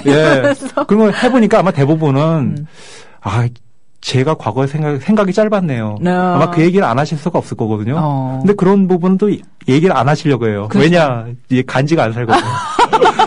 왠지 내 가오가 죽는 것 같으니까. 내가 그렇죠. 정치를 하려면 멋있어 보이려고. 모양 빠지잖아요. 그렇죠. 명예를 위해서 했는데 뭔가 멋있어 보이게 하려는데 그렇게 하면 이미 비굴해 보이고 그렇게 그렇죠. 보이잖아요. 근데 저는 이것부터가 이게 이래서 새정치가 안 된다고 본다니까요. 솔직하게. 네. 솔직하지 못하면은 새정치라는 것들도 되게 안 되는 거죠. 그러니까요. 예, 저는 근데 새정치라는 것들도 지금 새정치 브랜드로 쓰시는 분도 새정치가 폼나니까 하시는 분도 정말 많다고 생각을 해요. 그런 분들 정말 위선적이라고 생각합니다. 네.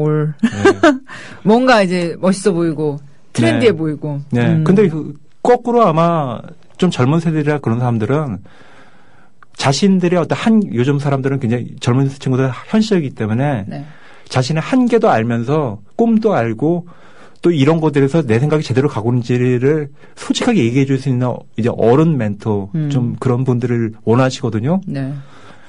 그런 분들이 그런 얘기를 해 주셔야죠. 예. 그렇게 하면은 아마 의외로 또 계속 그 인기가 유지될 수 있다고 봐요. 오히려 솔직하게 딱 터놓고. 그렇죠. 내가 해봤는데 쉽지 않더라. 현실은 다르더라. 예. 사실 그런 분들이 정치와 국민들, 유권자들 사이에 가교 역할을 해주셔야 되는데 그분들이 막 이거 가오 빠지는데 이 생각을 하시니 안 되는 겁니다. 안 됩니다. 그렇죠. 본인도 의정 보고서에도 나 이렇게 새정치 실현을 위해서 열심히 분투하고 있다 이렇게 쓰셔야 되는데 이거 알고 보니 현실 정치의 벽은 높더라 이거를 쓸 수는 없잖아요. 예. 근데 가끔 가다가 의정 보고서를 좀 색다르게 그런 식으로 반성합니다라는 톤으로 쓰셔가지고 언론에 가끔 나누시는 분들이 있어요. 아 그래요? 근데 그런 내용도 가끔 보면은. 본인은 열심히 노력했으나 현실의 정치가 이렇게 된 거에 대해서 반성합니다. 나는 최선을 다했다 이런 내용들이에요. 이렇게 하다 보니까 기자들이 뭔가 감동을 하고 써주려고 하더라도 이거 교묘한 자기 PR 이런 식으로 그것도 보도 자료를 내요. 이렇게 썼다고. 네. 왜냐면은 보좌관, 비서관들이 뭐 이렇게 보도자를 만들고 의원을 빛나게 하는 것들도 업무 일환이잖아요. 그렇죠. 예. 그러다 보니까 이렇게 하니까 그거 가지고 또 이런 보도자를 냈네 이거 가지고 또 때리는 기사 나가고 가끔 졸속한 뭐 이런 거 내놨을 때. 참 깨알 같네요.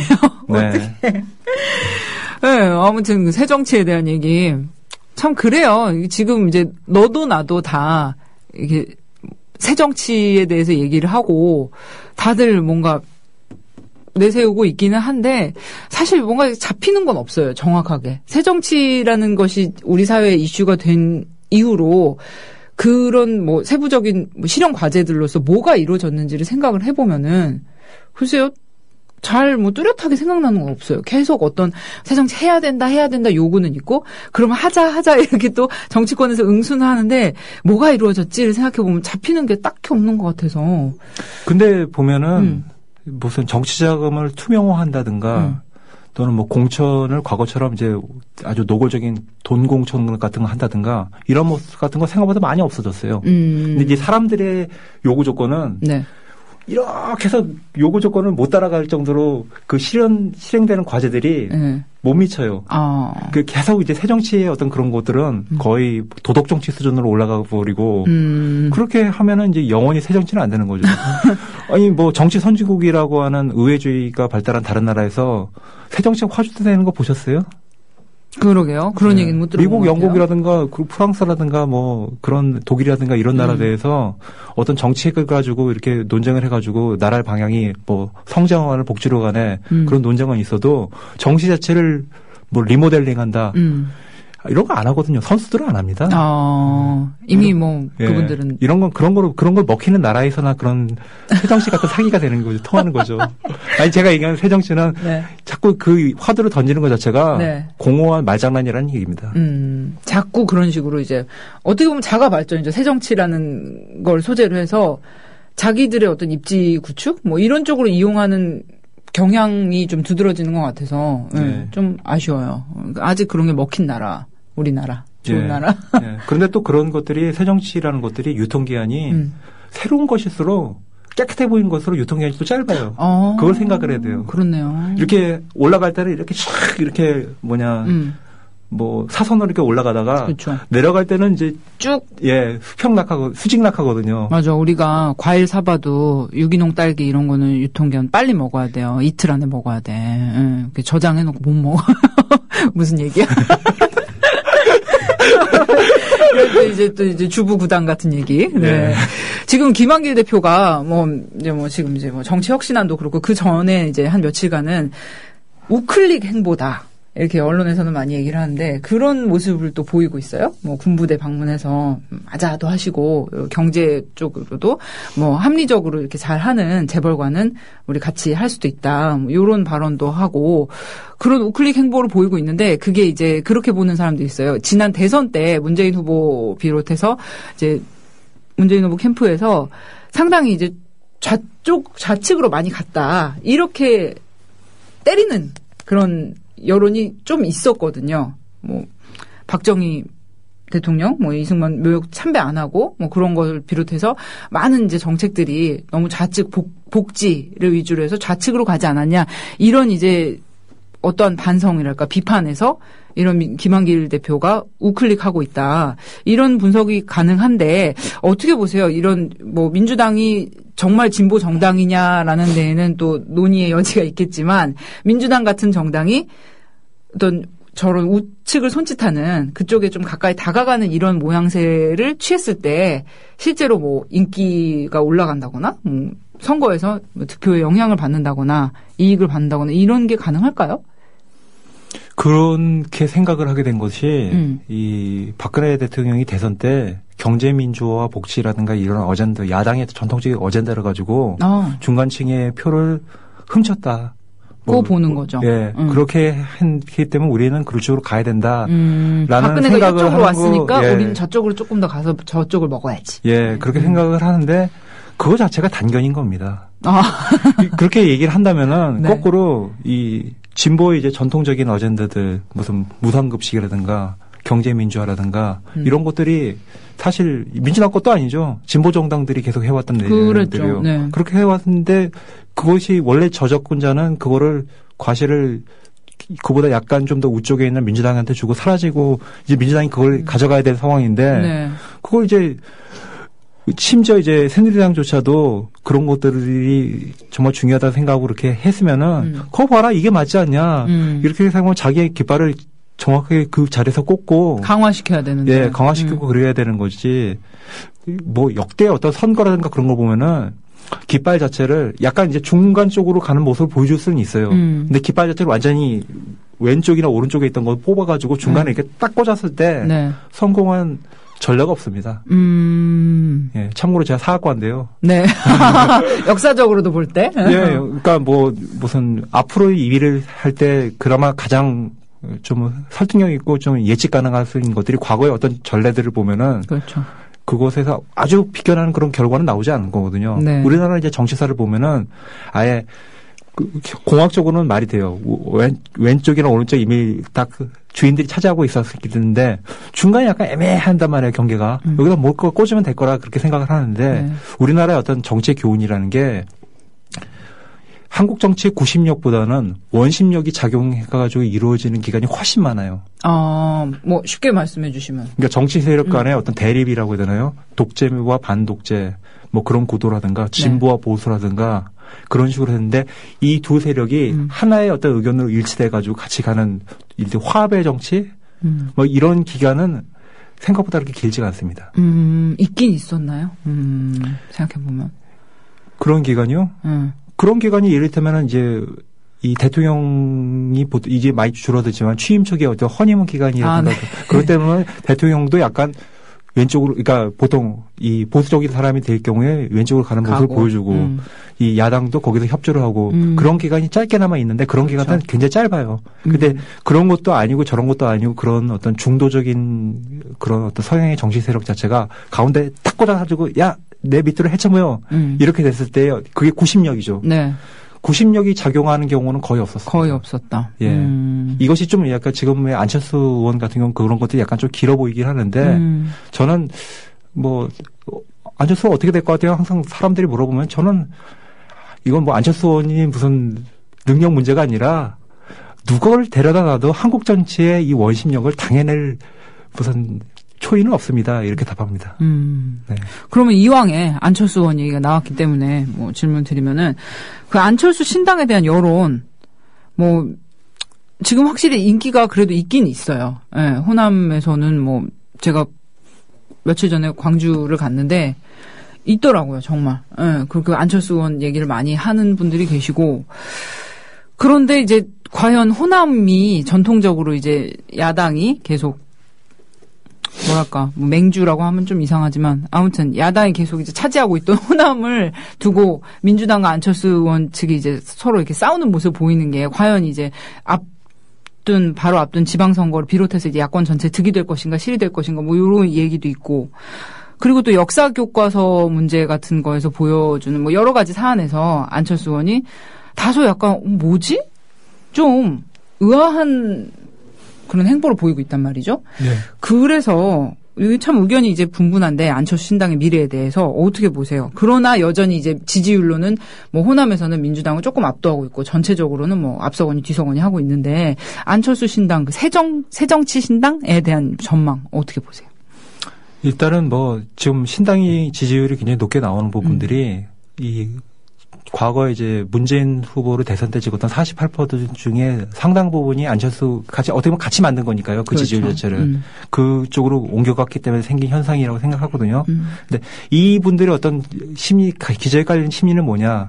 우리나라가 어찌됐건 보수의 나라거든요. 네. 예, 보수적인 성향을 가진 분들이 굉장히 많고 그런 유권자들의 비율이 좀 갈수록 이제 연령적으로 이제 늘어나고 있는 추세라고 얘기를 하고 있고 또 뭐 지역적으로도 그렇고 그런 상황 속에서 이 보수 중심의 이 정치 틀을 좀 깰 수 있는 그런 사람으로서 누가 할 것이냐에 했을 때 안철수와 기존에 지지해왔던 민주당 사이에서 지금 고민하다가 일단 안철수 쪽으로 좀 갈아타 보는 거예요. 네. 그런 분들이 많이 있는데 네.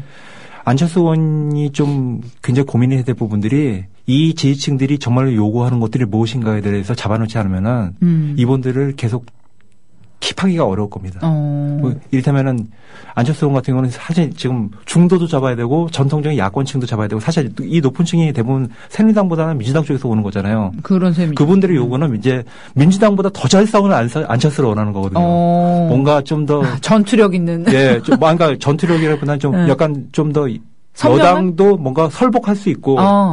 좀 뭐 이렇게 할 수 있는 보여줄 수 없는 리더십 그동안에 보지 못했던 DJ나 노무현 대통령 이전 때 이후로 볼 수 없었던 어떤 강한 리더십 강하면서도 부드러우면서도 뭔가 뒷말 안 나오는 예 여러 가지 좀 그런 리더십 와 요구사항 너무 많아요. 예 그렇게 했는데 이런 것이 아니라 무슨 교과서 논란이 됐을 때 뭐 이런 논란 자체가 문제가 있다. 양쪽이 다 생각해봐야 이런 된다. 논란이 왜 생겼는지 생각해야 된다. 이런 식으로 얘기를 했을 때는 네. 그 사건 같은 경우는 굉장히 어떻게 보면 실제로 결정이 그렇게 내려졌고 실제적으로 사람들의 어떤 결론 같은 것들이 교과서에 대해서 이거는 문제를 유발한 쪽이 사단이 일으킨 쪽이 문제가 있었다는 쪽으로 결론이 난 사건이란 말이에요. 교육 현장에서요. 거의 그랬죠. 그 발언이 안철수 의원의 그 발언이 나왔을 때도 거의 그렇게 정리가 되고 있었죠. 예. 그런데 그거에 대해서 저는 안철수 의원이 그거에 대해서 야당이랑 민주당이랑 별로 큰 다르게 얘기를 안 할 줄 알았어요. 근데 전혀 뜻밖의 발언을 하시고 그 발언을 고치실 생각이 없으시더라고요. 그건 뭐냐면은 전통적인 이 안철수를 지지하는 전통적인 야권 지지자들 외에 이것도 저것도 싸우는 모양새 자체가 싫다는 중도층의 의견도 같이 가야 되는데 그 국면에서는 이제 중도층의 의견을 해도 야당 측에서는 자기를 익스큐즈 해줄 거라는 어떤 생각을 했던 거예요. 그게 별로 사람들한테 크게 다가가지 않을 것이다 생각을 했는데 실제로 우리나라에서 정치 싸움의 많은 부분이 역사에서 나오거든요. 그렇죠. 네. 이 역사에 대한 어떤 본인의 어떤 지식이라든가 그런 사고의 일천함이 드러났기 때문에 이 부분을 좀 잘못 생각하신 거예요. 오판했다. 예, 제가 보기에는 안철수 의원이 좀 우리나라 현대사라든가 이런 거에 대해서는 좀 잘 모르신다고 봐요. 그런 걸 해야지 좀 이런 정치판의 어떤 다이나믹한 부분 같은 거를 이해하실 수 있을 것 같은데 그런 부분에 그렇게 얘기를 하다 보니까 거꾸로 이제 야당 측 입장에서는 좀 그런 모습을 보면서 이거 우리가 생각하는 그런 게 아니라 이것도 저것도 아니고 그냥 이상한데 갈 수 있겠다 이런 생각을 했거든요. 이런 생각 심어주게 되면은 그 지지율 빠지면서 안철수 의원 같은 경우도 계속 순항하기가 힘들 것 같거든요. 실제로 보면은 이 호남에서의 압도적인 야당의 지지층이 있기 때문에 안철수 신당이 지지율도 높은 것들인데 그렇죠. 이런 것들이 이 전남이나 전북에서 조금씩 빠지고 있는 그런 경향들이 여론조사에서도 어느 정도 감지가 된다고 해요. 그런 것들이 이 안철수 의원에 대한 어떤 그런 기대 심리가 어느 정도 빠지는 것과 연동되는 게 아닌가. 이런 식으로 가면 굉장히 위험해지죠. 위험해진다. 예. 근데 거꾸로 안철수 의원의 민낯을 보려면은 이런 부분들이 계속적으로 나와야 됩니다. 예. 그래야 진정한 모습. 그렇죠. 그래야지 이분의 어떤 정치력의 어떤 그런 것들도 좀 더 명확하게 보일 것 같거든요. 이런 그런 사실 정치적인 현안에 현안이 아니라고 생각할 수도 있잖아요. 이 역사 교과서 문제가. 그런 사실 우리나라 상황은 좀 아직도 좀 친일 청산이 안 됐다 이렇게 보시는 분들도 많고 사실 양당이 대립해온 역사가 보면은 이렇게 역사적인 뿌리를 두고 계속 오고 있기 때문에 이게 역사가 곧 정치 문제란 말이죠. 네. 예, 그래서 참 이렇게 지혜롭게 대처를 해야 되는데 이런 문제를 이렇게 역사 교과서뿐 아니라 여러 가지 현안들에 대해서 입장을 내놓는 것도 그게 이제 정치적인 역량이고 그 사람이 이제 콘텐츠인데 이런 것 좀 요런 실수들 역사 교과서 문제에 대해서도 비판하는 사람들이 있다고 하니까 안철수 의원이 그 비판하는 사람이 있나요? 이렇게 반문을 했다는 얘기를 들었어요. 기자에게. 예, 근데 그 상황은요. 네, 아니에요. 안철수 의원이 질문을 좀 잘 이해를 못하고 나온 답변이기 때문에 그래요? 그 답변만 가지고 좀 안철수 의원을 평가하기는 그런 것 같습니다. 그렇군요. 그렇다면 다행이고요. 아무튼 근데 이런 개별적인 사안에 대해서 입장을 내놓는 게 컨텐츠고 정치력 이런 능력이라고 보는데 참 그런 면에 있어서는 조금 이번에 역사 교과서 문제에 대해서는 안철수 의원이 좀 약간 실수 하신 것 같아요. 조금이 아니라 저는 그 설 연휴 전에 한 열흘 전에 있었던 일련의 어떤 사건들이 좀 있었거든요. 네. 일단 무슨 서울시장 양보 발언 네, 논란이 맞아요. 있었고, 네, 그게 컸죠. 예, 그리고 안철수 의원의 그 역사교과서 양비론 발언 같은, 약간 양비론적인 성격의 발언. 네. 그리고 이 김효석 위원장이면 무슨 7억, 예, 7당 6락, 동공천 발언 논란 그런 것들인데 이런 것들이 안철수 의원 측의 어떤 실력을 하나하나 보여줄 수 있는 그런 사건들이었다고 생각을 해요. 그리고 이런 것들이 지금 아직은 이 설 동안에는 어찌됐건 이 시골 수도권과 비수도권의 이 인력들이 섞였잖아요. 네. 거기서 오고 간 걸 가지고 또 아직 반영된 여론조사가 나오지는 않고 있는데 이런 거에 어느 정도 영향을 주지 않을까 좀 그렇게 생각을 해봅니다. 그렇죠. 이제 또 설이 되면 이제 시골에 내려가서 아버님, 어머님들과 함께 이제 그렇잖아요. 정치 얘기 하면 안 되는데 사실은 하면 싸움밖에 더 나겠어요. 부모님이랑. 그런데 어쩔 수 없이 또 이제 텔레비 틀어놓고 가족들이 밥 먹으면서 하게 되는. 그래서 이제 여론이 섞이고 뭔가 다음 주쯤이면 나오겠죠. 어떻게 돌아갔는지 그런 변화의 추이가 조금 다음 주쯤엔 잡히겠죠. 예, 참고로 저희 회사 같은 경우도 지방선거까지 한 2주 텀으로 격전 지역 중심으로 여론조사 돌리려고 그래요. 네. 재밌겠다. 굉장히 재밌는 선거가 될 것 같아가지고 제가 4년 전 이맘때 지방선거 전에 기사를 한번 검색을 해봤는데 네. 4년 전 이맘때 무슨 일이 있었는지 아세요? 4년 전 이맘때요? 네. 무슨 일이 있었지? 그러니까 그해 이달 말에 천안함 사건이 있었는데 그 전에 무슨 남북 간에 정상회담을 하네 안 하네 이런 거 가지고 대통령 발언을 가지고 무슨 해석은 오가고 네. 그런 정도 일이 있었지 지방선거 이렇게 뜨겁지 않았어요. 그랬어요? 네. 근데 지금은 이제 제3 정치 세력이 등장 때문에 굉장히 뜨거워지고 있죠. 핫합니다. 이번 지방선거. 네. 관전 포인트. 아무튼. 그러면 안철수 의원 얘기를 이제 한 김에 야권 연대 없다. 계속 얘기를 했잖아요. 안철수 의원 측에서는 정당이라면 스스로 역량으로 이제 살아남아야 정당인데 안철수 의원 쪽에서는 전혀 이제 야권 연대에는 관심 없다는 식으로 이제 나왔는데 설 연휴 지나고 한 어제 그제쯤 해가지고 약간 분위기가 바뀐 것 같아요. 송호창 의원 같은 경우는 상황을 안 보고 그냥 우리 혼자서만 가겠다는 건 좀 그렇다. 또는 윤여준 새정추 이렇게 계신 윤여준 전 장관께서도 우리도 딜레마다. 야권 연대는 이런 식으로 약간 분위기가 조금 바뀐 것 같은데 어떻게 보세요? 이게 될까요? 야권 연대? 이게 참 주변에서 반응 보면 재밌는 게 네. 너무들 그 정치하시는 분들 하는 발언 하나에 대해서 일일비하세요. 다 해석하고 뭔가 의미부여를 하려고 하시잖아요. 예. 이 큰 줄기에서 이런 걸 예측할 수 있는 거를 보고 그러셨으면 좋겠는데 사실 유효준 의원 같은 경우는 그러니까 유효준 의장이죠. 의장 같은 경우 17개 광역도시에 후보를 다 내겠다. 네. 오늘 얘기하시고 나서 한 며칠 만에 또 그 딜레마 얘기하고 그러셨잖아요. 네. 이게 현실적인 상황이라고요. 무슨 말이냐면은 현재로서는 지금 이제 대선 당시에 안철수 의원의 행보와 비슷하게 가지 않을까 그런 생각이 드는데 안철수 의원의 생각이 정해지지 않은 것 같거든요. 안철수 의원의 생각을 움직이는 건 뭐냐? 전 지지율이라고 봅니다. 지지율이 좀 높으면 혼자 갈 수 있어요. 예, 막 이렇게 갈 수가 있어요. 뒤에 받쳐주는 뭔가가 있으니까. 근데 안철수 그러면 안 돼. 너 정말로 그렇게 갈 거니? 이건 아닌 것 같은데 이렇게 하는 분들이 실망하고 이제 떠나는 그 조짐이 보여요. 그럼 또 유연한 모습 보여요. 아예 내가 꼭 그렇다는 게 아니라.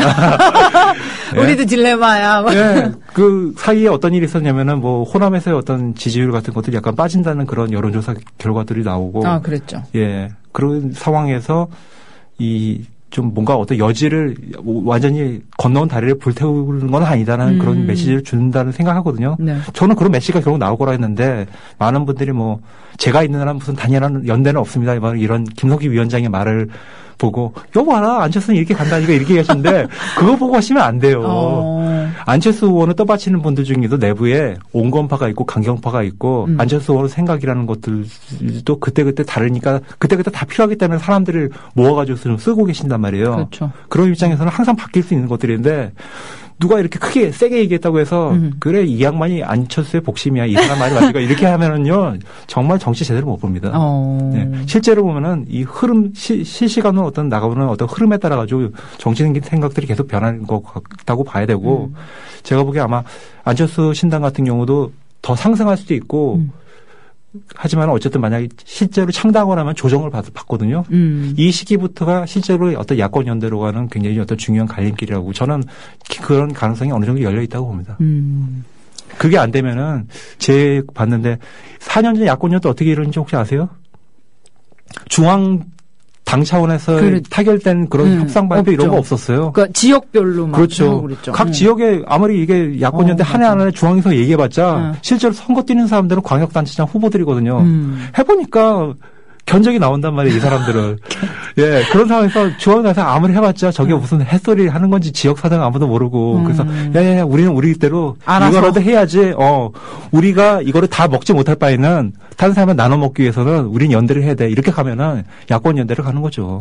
근데 그렇지 않고 차라리 그냥 우리 해봤자 얻어먹을 것도 없는데 한번 각각 해서 한번 몇 표는 확인이나 해보자. 이런 지역은 그냥 가는 것들이고요. 이건 실제로 보면은 이 지방선거 같은 경우는 대표 선수들이 지금 무슨 당대표나 이런 지금은 이 당대표 위주의 국회의원들을 보는데 실제적으로 그 당시에 스포트라이트를 받은 사람들은 광역단체장들이거든요.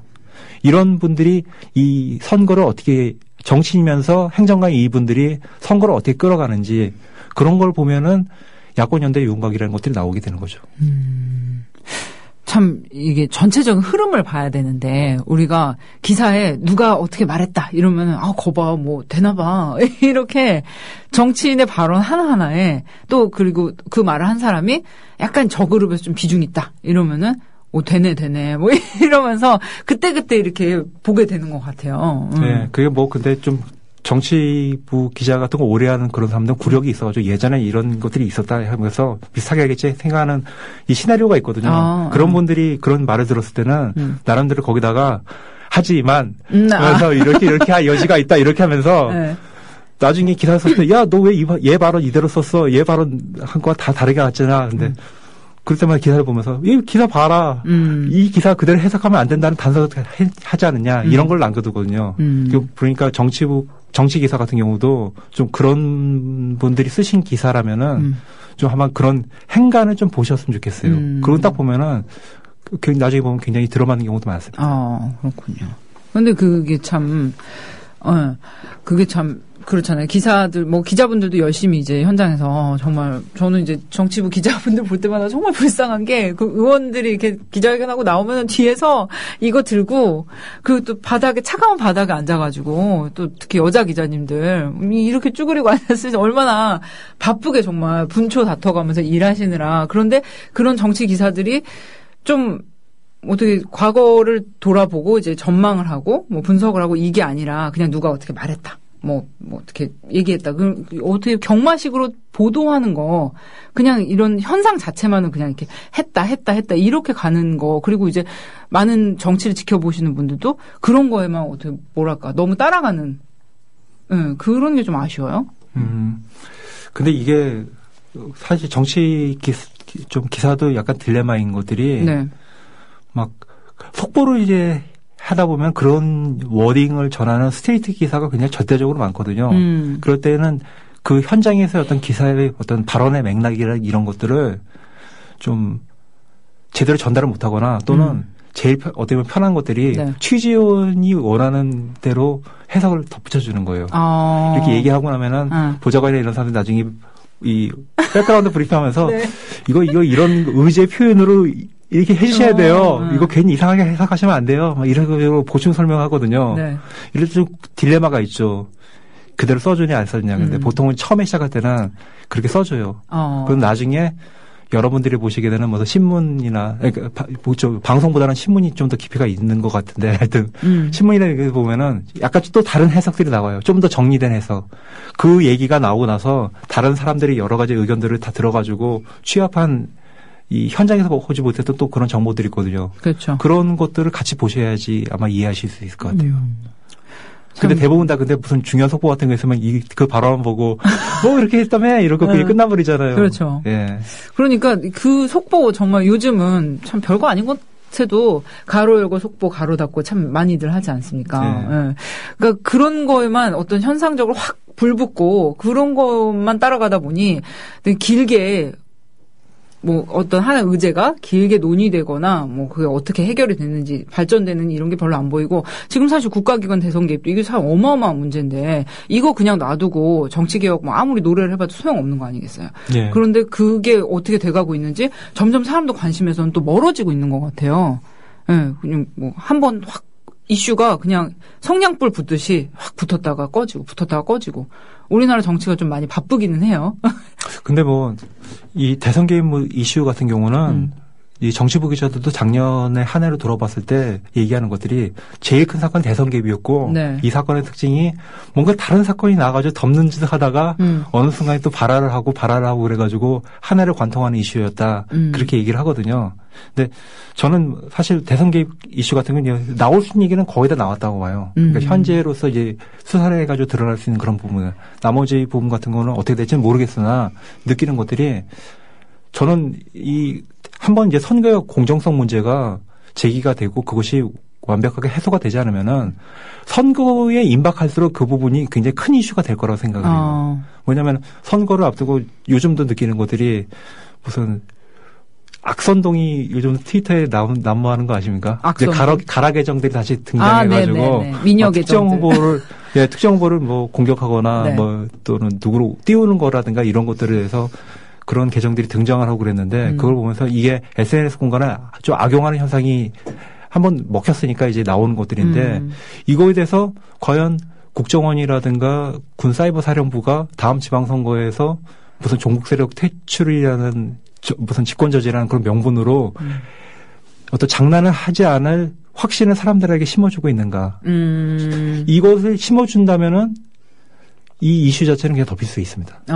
근데 그게 안 되면은 지방선거 때 또 나오고요. 총선 때 나오고 대선 때 나오고 선거가 임박할수록 이런 것들에 대해 불만을 가지고 야권은 지금 선거가 이상하게 되고 있습니다. 여러분 이런 식으로 한번 외치고 여당은 여기에 대해서 이제 선택의 기로에 들어가는 거죠. 이거 자체를 무시하거나 아니면은 근원적인 처방을 내놓거나 그렇게 되는데 저는 정상적인 국가라면 여당 같은 경우도 이거를 불식시킬 수 있는 뭔가 한 방의 어떤 카드를 결국 내놓을 수밖에 없다고 생각해요. 지금은 이제 그 부분이 현재 집권하고 있는 박근혜 대통령의 어떤 정통성을 흔들 수 있는 그런 상황이기 때문에 그렇지만은 이제 임기 후반으로 갈수록 이 문제를 근본적으로 이 폭탄의 뇌관을 제거하지 않으면은 계속 자기들한테 어떤 따라갈 수 있는 시비거리가 되거든요. 네. 이런 것들에 대해서 다른 목소리들이 나올 수밖에 없다는 거죠. 그 안에서도. 그렇죠. 정말 이거 해결하고 가자. 예, 그런 게 사실 원래 이 사건 자체가 원래 다른 과거의 어떤 정부였으면은 임기 말에 권력이 힘이 빠졌을 때는 나오고 초에는 이제 흡지부지로 묻혔다 그렇게 되는데 그만큼 우리 사회가 좀 더 민족인 어떤 시스템이 갖춰졌기 때문에 어떤 내부 고발자라든가 그런 사람들이 어느 용기를 낼 수 있는 그런 풍토가 됐기 때문에 그것이 좀 더 일찍 터졌다고 생각하거든요. 그런 면에서 본다면은 임기 후반으로 갈수록 좀 이런 부분들에서 뭐 정말로 큰 흑막이 있어가지고 여기에 대해서 뭐 사실을 털어놓고 뭐 가야겠다고 생각하시는 분이 나올 수도 있고 뭐 그런 여러 가지 어떤 변수들이 있는 사건이기 때문에 저는 이거에 대해서는 조금 이 이슈 자체가 당장 사라졌네. 이것도 이렇게 생각하는 것 자체도 언론이 만들어내는 그런 프레임이 있어요. 제가 그런 기사를 몇 건 봤거든요. 그 입장에서 보면 그렇게 하지만은 한편으로는 좀 언론 같은 경우는 그렇다면 이 사건이 정말 완전히 사라졌다고 얘기할 수 있는가? 저는 제가 만약 기사를 쓴다면은 이 관점에서 쓸 것 같아요. 예. 그렇게 얘기해 주실 분도 있을 거고요. 저 실제로 정치권에서. 그렇게 얘기하시는 분들이 있죠. 결국은 선거 때마다 다시 발화가 될 수밖에 없는 이슈다. 국가기관 선거 개입은. 그리고 후반으로 갈수록 이 정권도 좀 털고 가야 된다. 이런 필요성을 느낄 것이다. 예. 아니, 저는 뭐 사실 개인적으로는 반드시 뭐 내가 지지하는 아까 그런 중거 집단이 없다고 말씀드렸는데 뭐 어떤 진보 매체에 있고 내가 성향이 진보적이기 때문에 반드시 진보가 집권에 대한 생각은 안 해요. 저랑 생각이 달라도 말이 통하는 보수가 집권하면은 대체 오케이. 그래서 내 요구에 한 30-40%라도 채워지면은 그게 진보라고 생각한다. 그런 입장이거든요. 근데 그 절차 자체가 훼손돼 가지고 멋대로 간다 이러면 선거가 무슨 의미가 있습니까? 그렇죠. 예. 그런 거에 대한 어떤 공통적인 어떤 인식이 좀 보편화되면은 문제가 해결이 되죠. 그렇다면 뭐 마지막 질문 하나 드릴게요. 뭐 정치 개혁, 뭐 안철수 신당, 뭐 민주당 여러 가지 말씀 다 드렸는데 뭐 그리고 막 여러 가지 말씀도 또 들었고 뭐 정치를 오래 지켜보신 기자로서 지금 이제 우리나라 정치에서 바라는 점, 뭐 민주당은 좀 어떻게 했으면 좋겠다. 안철수 신당은 뭐 신당 만들 거면 좀 어떻게 했으면 좋겠다. 뭐 이런 바라는 점이랄까요. 예. 말씀해 주신다면. 저는 기본적으로요, 정치가 너무 싸우는 모습을 보이고, 그런 모습을 좀 많이 안 보여드리는 것만으로도 사람들한테 많이 안정감을 주고, 그런 세상이 새 정치라고 생각하거든요? 그렇잖아요. 너무 싸우는 모습을. 보여주죠. 그러니까 불필요하게 무슨 정쟁이라고 할 수 있는 그런 부분은, 이제 어떤 정책을 가지고 싸워도 마찬가지예요. 무슨 한미 FTA 가지고 찬성이냐 반대냐 이렇게 했는데, 국회 인준 절차가 있으면은, 이거에 대해서 어찌됐건 표결을 하는 게 맞다고 보고요. 그러더라도 이게 만약에 한미 FTA가 정말로 우리 국가 경제라든가 나라에 심대한 악영향을 주는 거다. 그러면 그때 돼가지고 어떡합니까? 당연히 조약을 파기해야죠. 그 나라의 안정이 굉장히 중요한데요. 그런 식으로라도 나중에 바꿀 수 있는 그런 것들이 필요한데 그러더라도 일단 전제가 되는 것들은 표결을 존중하고 그런 것들이 돼야 된다고 생각하거든요. 근데 지금은 굉장히 많이 싸우고 있는데 저는 궁극적으로 어떤 정치라는 게 어찌됐건 보수와 진보가 말이 통하도록 해야 합니다. 좀 더 한 걸음 더 나가면 한번 정보를 같이 해보는 것도 좋다고 생각을 해요. 어떤 거요? 정보를 같이 공동 정보를 해가지고 그런 것들이 이를테면 프랑스의 코하비타시옹에 대해서도 이것이 성공이냐 실패냐 궁극적으로 결렬이 됐기 때문에 실패한 거냐 얘기하지만 정치라는 게 항상 저 말씀드렸지만은 이 구심력이 작동하지는 않거든요. 근데 구심력이 작동하는 기간이 꽤 있었던 거예요. 그런 면에서 우리나라 같은 건 너무 좀 원심력으로 좀 작용하기 때문에 한번 구심력으로 할 수 있는 그런 것들이 과거에 이제 노무현 대통령이 얘기했던 대연정 있잖아요. 그거 가지고도 사실 말이 많았지만은 결국은 뭐 안 됐지만은 저는 기본적으로 그런 지향으로 가긴 가야 될 것 같아요. 그렇게 해야지 좀 우리가 정말 싸워야 될 대상이라든가 이런 것들도 굉장히 간면하게 좀 정리가 되고 좀 그런 부분이 있다고 생각하거든요. 그러면서 저는 사실 안철수 의원 처음에 새정치 얘기하고 뭔가 이 싸우는 정치 좀 없애야 얘기했을 때 저 굉장히 박수치고 그렇게 했으면 좋겠다. 단 아니면 정말 그런 능력을 보여달라. 네. 또 저는 좀 많이 생각을 접었습니다. 네. 굉장히 그 꿈이라든가 이상은 알겠는데요. 네. 그거에 대해서 접근하기 위한 좀 능력은 누가 하기도 정말 힘이 부치는 것 같아요. 근데 하긴 되건 될 거라고 생각합니다. 네. 아휴, 참 길게 왔네요. 오늘 이상하게 한국 정치 얘기를 하면은 항상 이렇게 어디 산에 올라가는 것 같아요. 힘들어. 네, 오늘 손병관 기자님 오마이뉴스에 손병관 기자님 모시고 뭐 민주당 안철수 그리고 한국 정치 뭐 여러 가지 현안들 가지고 얘기 나눠봤는데요. 기자님 너무 감사합니다. 재밌었습니다. 아유, 별 말씀을. 고생 많이 하셨어요. 예, 네, 감사합니다, 기자님. 예. 네, 김선의 시사돌직구 여기까지 오늘 마치겠습니다. 다음 주 화요일에 다시 만나요. 안녕.